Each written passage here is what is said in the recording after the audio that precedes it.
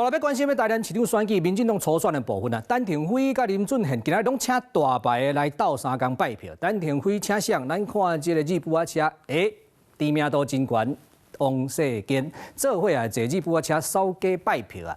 王世坚就讲啊，真欢喜啊，因党内高雄市的人选已经决定啊，嘛请。 到时阵民调啊，爱行陈廷辉一个公道。另外一方面，咱看到的是林俊宪这边啊，马上请到的是当决定的高雄市长参选代表赖瑞良来做伙拜票。林俊宪啊，佮送赖瑞良一个小礼物啊，伊就直接讲啊，希望伊甲赖瑞良同款双双当选。 民众正热情地发加油，陈廷辉把握时间扫街拜票。 台南市长的初选进入最后的阶段，陈廷辉为出席所在台南市中西区东华店开始为初选民调做最后的冲刺，佮请出胡良王立委王世坚。高雄深庆得人啦，今天晚上民调过后，那明天会有好的成绩出来，还给我们廷辉后一个他应有的掌声跟公道。今仔真正是我人生当中非常重要的一个重要的关键，所以我们希望从我出生地出发，非常有信心。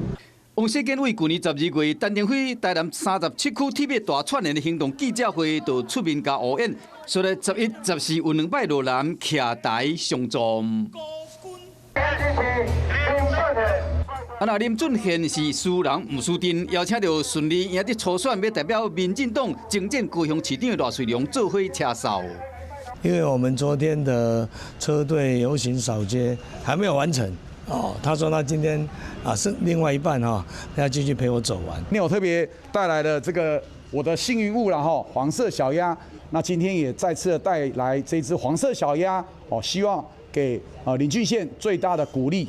连续2天去台南听林俊宪嘛送伊黄金地公，嘛讲2个人拢会使当选台南高雄连线做伙合作。